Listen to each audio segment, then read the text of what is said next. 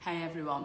So I was thinking about my journey to health and I was thinking about it because there are so many of us now that have really had this chance to consider how important health is to us and how we need to protect ourselves and how we are in control of a huge element of our well-being. And for some, it's pretty scary as to where you start. There's a lot of information out there. There's a lot of conflicting ideas. Who do you listen to? And for others, they've already, maybe you've been on this journey for some time and you just want to fine tweak. And for others, it's kind of, you know exactly what to do, but it's how do you support others that might not. And, you know, I always feel like my journey is always continuous. There's always things to learn. I've been, you know, studying health and wellness for 8 years now. And I know that there's always new information that's coming out. And I've personally used, you know, every diet on my own body as an self-experiment. I've worked with so many individuals and guided them to health. But I also really value this idea that we are all so different and so unique. So for me, in doing that, I'm really supporting people in transforming in the information to small, manageable pieces. And so as a certified health coach and a plant-based chef, really my focus is how do I support people to a sustainable, healthy lifestyle? So when I started, one of the things that I felt was really important to look at first was nutrition.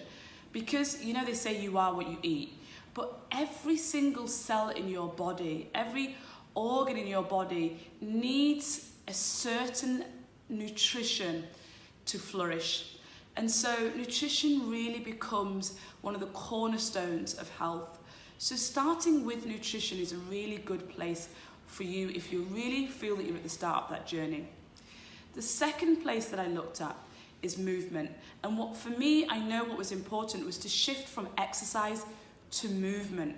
Because when I looked at exercise, I set myself huge tasks that weren't necessarily sustainable. But when I considered how can I move my body every day, it became this small, manageable, sustainable piece. Then the next thing I looked at were my relationships. So we know we're only as good as the average of the 10 people that we surround ourselves with. So I wanted to be around people that thrived in health and wellness, that really mirrored and represented what I believed was true health. And that was a super important part to my influence on me.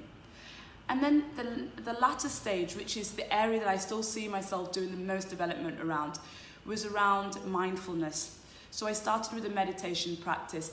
I really saw the importance of the ability to connect the mind, the thinking brain, to how I felt to the body. And so meditation allowed me to quieten the noise so I could get closer to how I feel. It wasn't about switching off the thinking, because the brain is designed to think, but it was about focusing it inwards so that I could really understand and feel what well-being was around. So I hope those areas, nutrition, movement, relationships, and mindfulness, help you to think about how you might want to look at certain pillars that may support your health and well-being. You know, the best place to find more information that I use and I put up to support you in your health journey is over at 𝐓𝐫𝐿𝐼𝐶𝐻. There, right now, you can sign up for an amazing tool that I have, which is a 10-day nutrition plan, which I've opened up for free for my community. It's normally priced at $297. And this is really to support you in terms of that first pillar and getting you on that journey. But it's often used also as a refresher because, like I said, it's a journey, it's not a destination.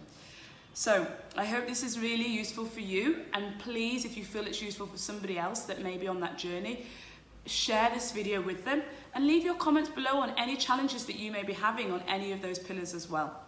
Take